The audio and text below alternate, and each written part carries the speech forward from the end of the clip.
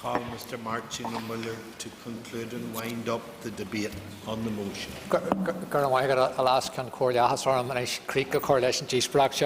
I saw the former Minister Arlene Foster come in at one point. I think she was here to pour oil in troubled waters, but she left fairly rapidly, perhaps to do more important issues at hand. But it was the former Minister who referred to opportunities rather than imbalances when we addressed this issue of the disparities. And I think that's the right approach. But I note that when my colleague Mr Flanagan put the case of why we are where we are, no one disputes that. All economies have imbalances and disparities, but the reasons here are historic.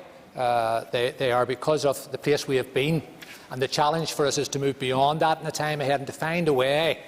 And I think this frustration, I hear it coming from Mr Durkan, who's just left us, to find a way to even out the prosperity, to ensure that the peace dividend goes right across the jurisdiction. And I suppose the burden of blame, I think, has to be carried by all of us, that we haven't made enough headway in ensuring that people right across the jurisdiction have enjoyed more of an economic uplift in what Mr McLone talked about in the 20 years of peace. My colleague Mr Dunn went into bat for Invest NI, and good for him, extolled the virtues of the great job they have done. And of course they were helped by some of the European rules at that time, but no one would dispute that they have done a stand-up job in bringing in jobs and selling the opportunities here. But he also said something which is very pertinent. He says the west of the Ban, in terms of tourism, is totally undersold, and I agree with that. And I do think we need to focus on that and concentrate on that. And I would venture that our colleagues south of the border, if you go to Donegal and see the Wild Atlantic Way, they've been a little bit ahead of us. And I see the beauty of Fermanagh, for example, if I'm allowed to say that in front of my colleague, if he doesn't get too emotional. But the beauty of Fermanagh Lakes and our inability to build a really prosperous, strong tourism industry around that, I think is something that we need to examine and see how we can do better in the time ahead. Mrs McKevitt referred in her intervention to jobs lost again today, another hammer blow, 100 people, CVS Caremark, a Boston company which has been here, which has received support from Invest NI, closing up shop. And I think that's a matter of regret, and our support should go to all those who have lost their jobs, and we should try and do what we can to find alternative employment or alternative training for those people. And it's important that that is mentioned today, because that is what, as Mr McLone said, those are the real difficult times we live in, and they've been evidenced again and again. It's the misfortune of our current economy minister that he's come in at a time when there's been a really bad run of job losses, and I think it's incumbent upon all of us to tackle that in the time ahead. Mr Cochrane Watson, the Keynesian heavyweight of the Ulster Unionists, thank you for coming here and educating us. But all we want you to do, is build the A6, because when we talk about imbalances, it's not all Invest NI and it's not all the minister. Every one of us, every department, and someone mentioned the Agriculture Department, has a role to play. And all we wanted you to do was to build the bloody road to Derry, the A5 to Derry, sorry, and finish the A6 across as well. If we won't give way just yet, North Down has spoken. I'm going to get to North Down and Strangford now.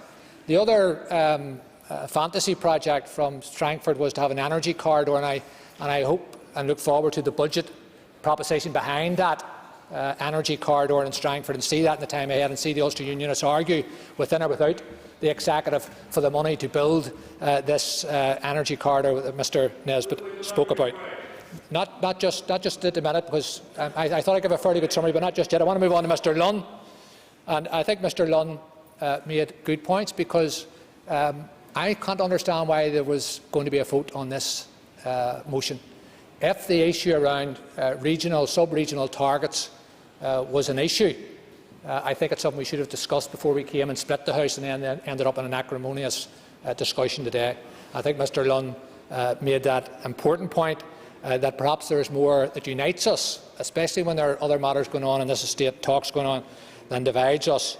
And he also asked how often did the ministerial subgroup on regional opportunities meet, and I think it's a fair question. You know why it hasn't met, and Mr Durkan told us it has met twice. It hasn't met because of the difficult times, the difficult political times. But I think that it's our hope, and I think Mr Lunn, you were referring to this, that we can get back to work again and get the focus back again on trying to raise all the boats to try and ensure that the prosperity extends to all communities and on all sides of peace lines in North and West Belfast in particular. Mr Given lamented the Belfast-Lisburn competition, but accepted that Lisburn has its own strengths and that many people in Lisburn commute into Belfast. And of course, we all understand that there has to be mobility among our workforce, and that's one of the reasons why we're encouraging young people to take opportunities as they arise. And of course, Mr Given brought the issue again back to jobs. And really, regardless of our differences here, regardless of the minutiae of the argument, jobs, growth, investment are what unites us.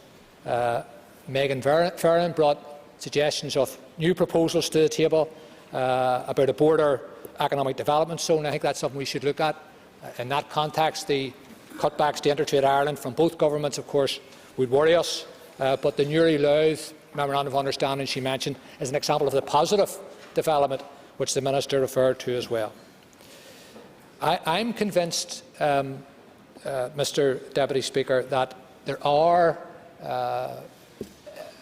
innovative, exemplary projects out there from which we can learn. I think in particular of the North West Science Park in Derry and Letterkenny. I endorse what the Minister said around Metaphor's Mod Squad and One Source Virtual in Derry as well. But we also need to put our money where our mouth is. We need these magnets of attraction, and in that context, what's happening in Mr Humphrey's constituency, and he mentioned in particular North Belfast, what's happening in his constituency with the Innovation Centre at Forth River is exactly the way we need to go. We need to make it as easy as possible for potential investors to go into areas where perhaps they haven't gone before, that we haven't seen as much investment go. And in that regard, we need to have the broadband problems that Ms Ferran referred to sorted out. We need to make sure that what's referred to here previously in terms of visits and familiarisation visits by potential investors, that they do go everywhere. Because it's one thing to say that we can't force an investor to go into an area. Of course we can't. But we need to make sure that they get the proper introduction to every area. I want to finish by agreeing also with Mr Given, I think it was, who referred to this new opportunity with the 11 councils rather than 26.